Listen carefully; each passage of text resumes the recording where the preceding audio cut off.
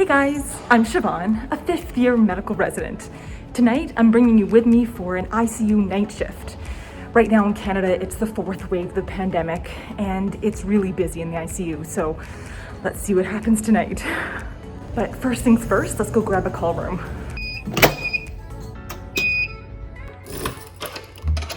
Okay, so I just got handover from the daytime team, and right now the ICU is packed. There are 28 patients, and we've actually started doubling up rooms. So rooms designed for one person now have 2 people in it. There are more and more COVID patients that are being admitted, and all of them are unvaccinated. Okay, give me a sec. This looks like it's the emergency department. Hi, this is Siobhan from ICU, returning a page. Okay, how do you spell his last name? And is he currently intubated? No, all right. Yeah, sounds good. I'll come down and see him. Thank you. Bye. Let's go.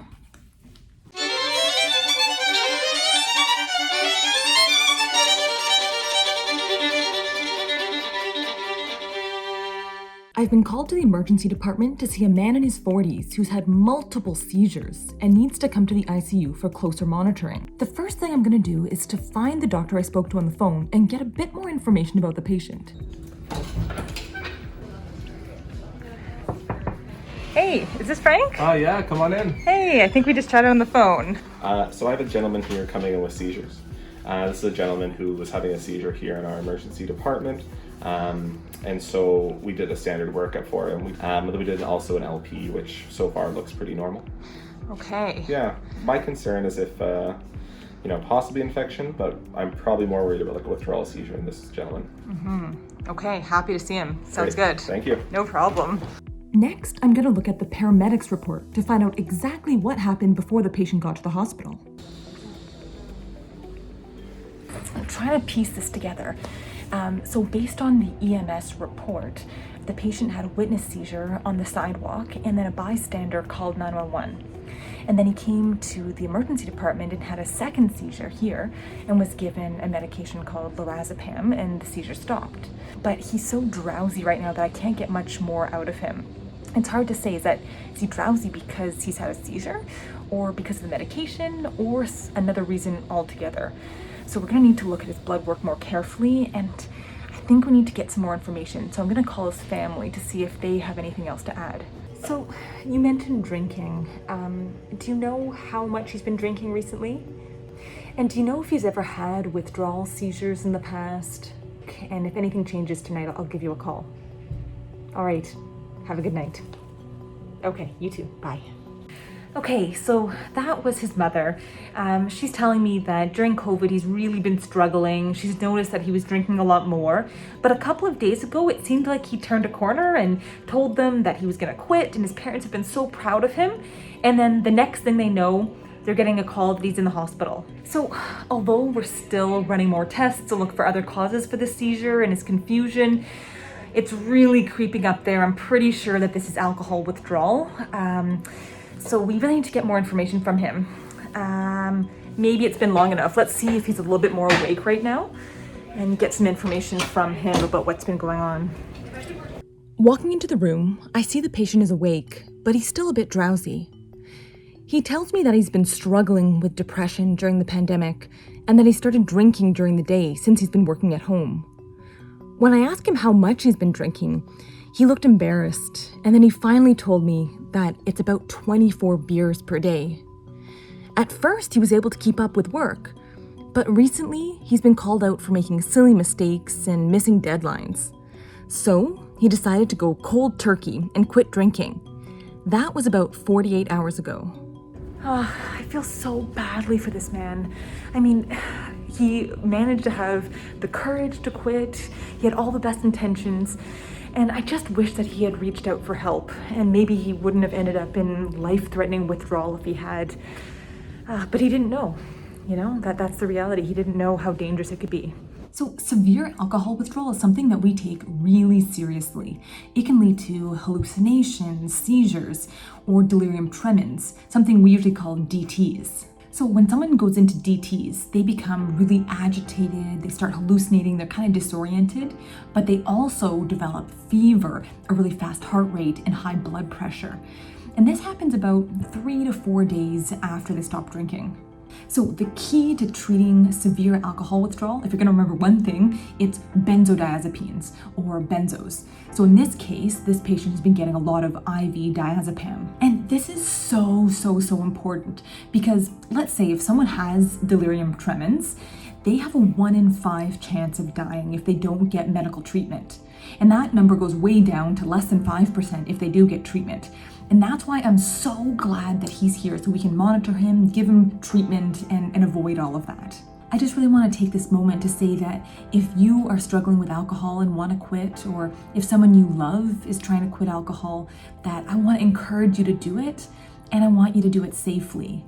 So reach out to your doctor, find out if you need any support to be able to do this at home, or if they can give you any resources, because it's never, ever a sign of weakness to ask for help. Okay, so we should probably go and round on the ICU patients, see how they're doing, and then we can always loop back around and recheck on this new patient. All right, let's go. Let's do this. So there are 2 floors in the ICU. This is the lower level, and it's filled with non-COVID patients. During rounds, I go from room to room, talking with the bedside nurse, reviewing blood work, and trying to anticipate any issues that might come up overnight. But I feel like I'm having flashbacks to the 3rd wave of the pandemic, as I see 2 patients per room and tired nurses doing their best to stay positive. I just opened this chart and look what I saw.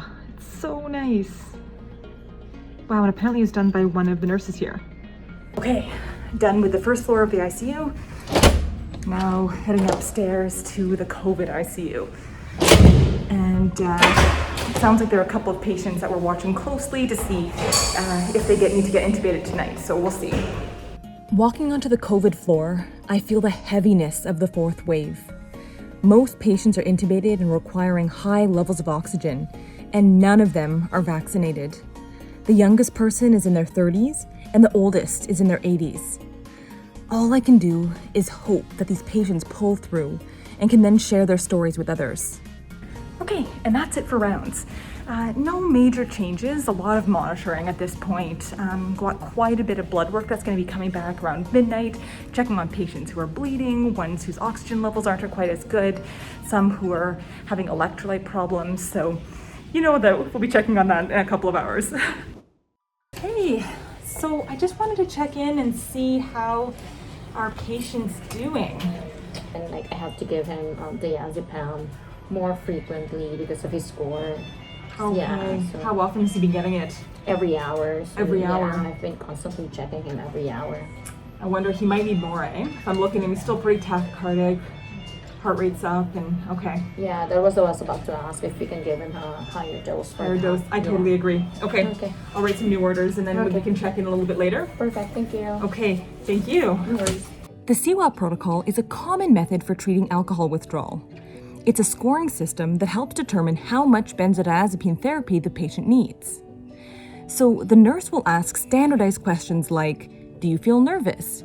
Or, are you seeing things that you know aren't there? The worse the withdrawal is, the higher the score is, which means the patient needs more medication and needs to be monitored more closely. Okay, so increase the benzo dose. Hopefully this will treat him better. And now, I'm gonna try to go off to the call room. Get a little bit of rest, maybe.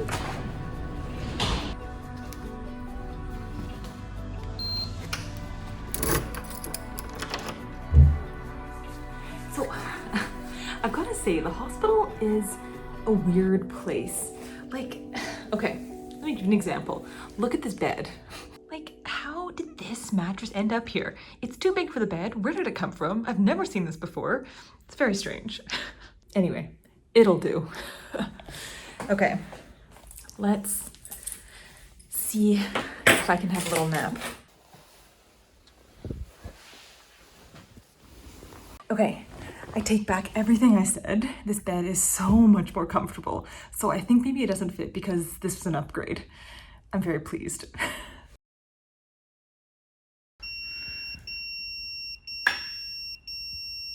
Oh, okay. And so they're intubated now? Yeah, absolutely. Yeah, I'll see you soon. Thanks. Okay, bye. Okay, so that was one of the emerge physicians. It sounds like a patient came in very hypoxic, so their oxygen levels were in the 70s, and unfortunately they're not vaccinated. And so highest probability, they're thinking this is probably COVID pneumonia, pretty severe, already intubated, so they've bought a ticket to the ICU. It's too bad. Okay, so let's get down and see them. So this is definitely my favorite hospital to work at night, because look at this. In the middle of the night, I can come out here and see the whole city. And you know, it's little things like that, like taking a moment just like that for me, just to like look out, is something that gives me a little bit more energy and a little bit more centered, especially when I've just been woken up. So I try to do stuff like that. Okay, so I've admitted the patient. She's being transferred to the ICU now, and she still is requiring life support. She needs a lot of help with her blood pressure. It's extremely low. So next step is to put in a central line, which is a big IV that goes into the neck, so that we can give all those strong medications for life support. This is the procedure I do often, but this one's more difficult than usual because the patient's blood vessels are quite small and difficult to puncture. But with some extra patience, I'm able to get it in and secure the central line. So I wish I could actually show you guys what I'm doing when I'm putting in a central line, but I've got the next best thing. So I've got a bit of a practice kit that we use for teaching residents. So this is a central line. It has 3 different areas for medications to go through, and that sticks out of a patient's neck like that.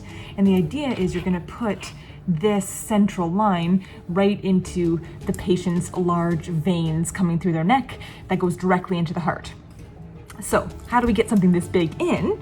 We actually start out by using this large needle that goes right into the patient's neck.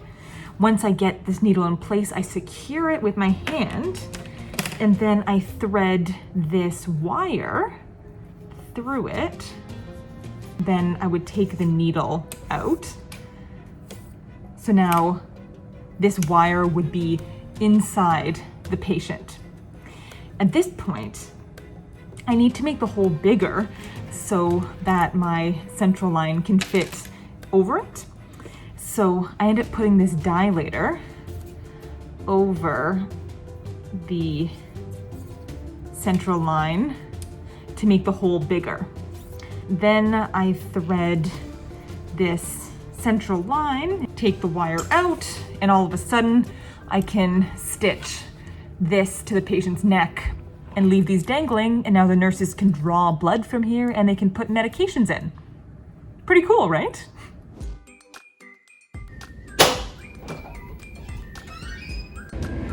And that's it. Done with another shift. And really, I just feel so grateful that it wasn't busier, because myself and my colleagues were all sort of bracing because things are probably going to get a lot worse over the next month.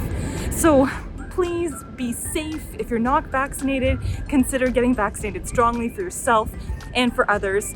And otherwise, if you want to see more videos like this, then be sure to subscribe, and that way I'll see you in the next video. So bye for now.